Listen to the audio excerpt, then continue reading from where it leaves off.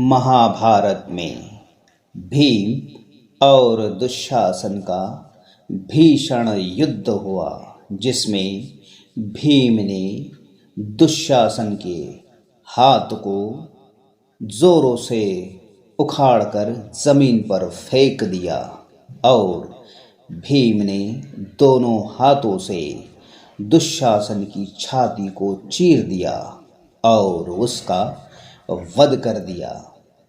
परंतु उसके पहले दुशासन अपने दिव्य बाणों से पांडवों की सेनाओं की ओर बाण चलाकर सेनाओं को ध्वस्त कर रहे थे और बाणों का संधान कर ऐसे दिव्य बाण छोड़ते हैं कि सेना भयभीत होकर इधर उधर भागने लगती है। फिर और दिव्य बाण का संधान कर दुशासन सेना को आगे बिल्कुल नहीं बढ़ने दे रहे थे।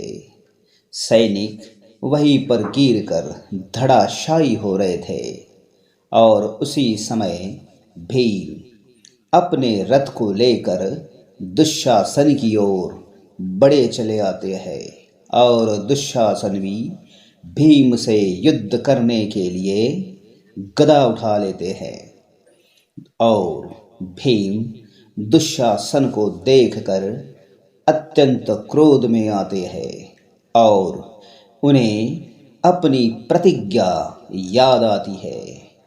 वह प्रतिज्ञा जब दुशासन द्रौपदी के बालों को घसीटकर राज्य सभा में ले आ रहा था। इस प्रकार द्रौपदी को बालों से घसीट रहा था जैसे कोई पशु हो। यह इतना सारा अपमान भीम देखकर भीम से रहा नहीं गया और भीम ने उसी राज्य सभा में भीषण घोषणा की।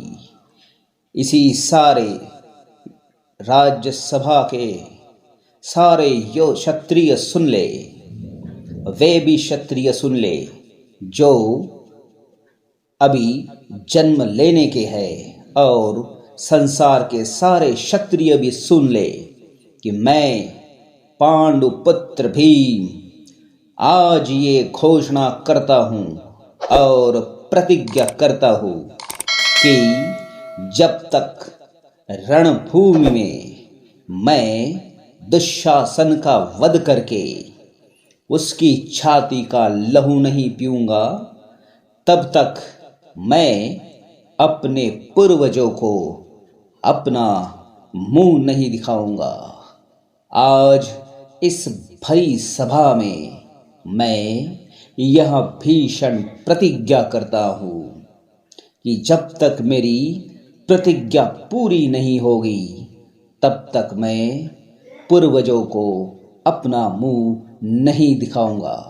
और तभी भीम दुशासन से कहते हैं, हे दुशासन, दूर से वाण न चलाओ, सामने आकर युद्ध करो कि यदि मैं वार करूं तो तुम्हारा खून मेरे बदन तक गिरे और मैं वार करूं तो मेरा खून तुम्हारी बदन पर गिरे। इसलिए हे कायर, दूर से वाण न चलाओ और सामने आकर युद्ध करो।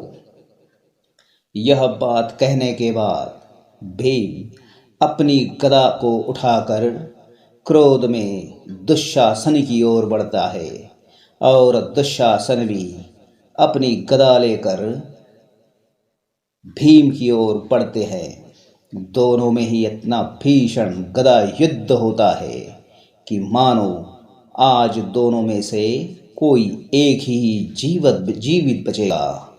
भीम दुशासन को गदा के प्रहार से अत्यंत घायल कर देते हैं और दुशासन जमीन पर गिर जाते हैं।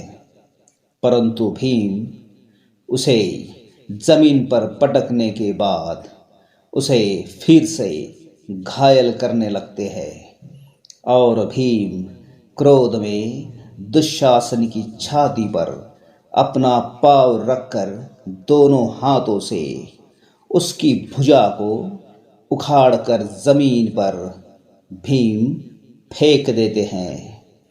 दुशासन दर्द की पीड़ा से अत्यंत भयंकर चिल्लाने लगता है और उसके बाद भी भीम का क्रोध शांत नहीं होता।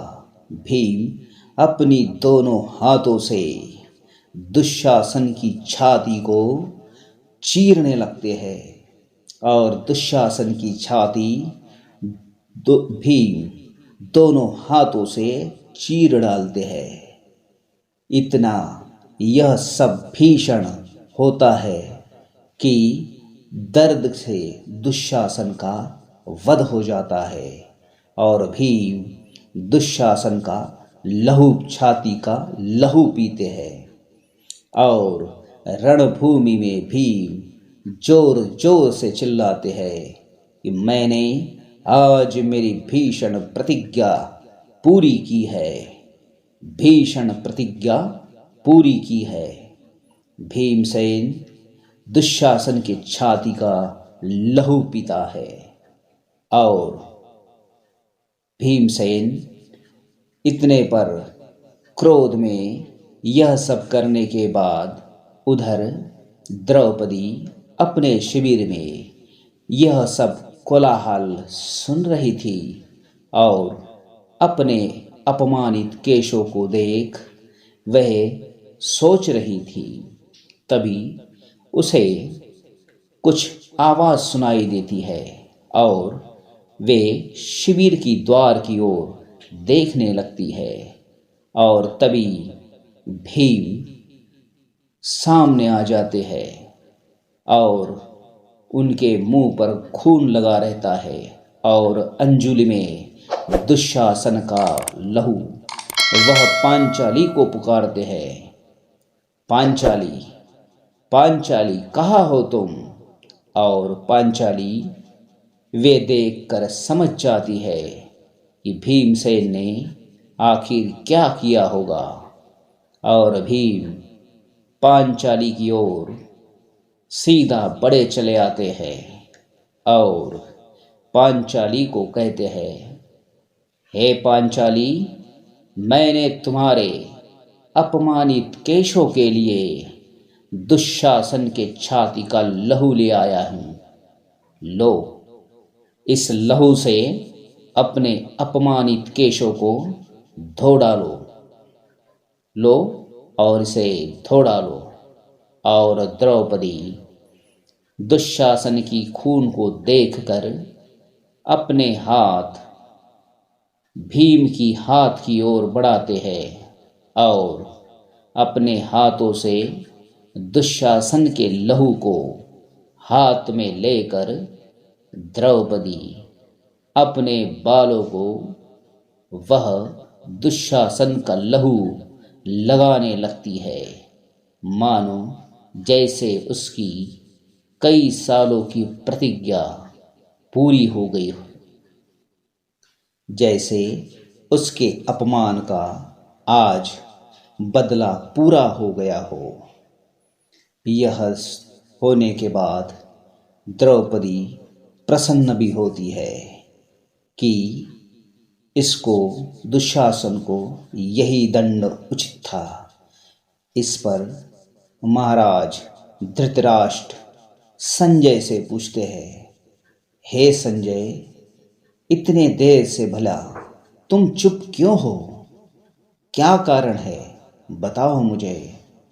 तभी संजय महाराज से कहता है, हे महाराज, भीम ने दुशासन के छाती का लहू पिया, उसका हाथ तोड़कर जमीन पर फेंक दिया और दुशासन की चारों ओर नग्न नाच किया।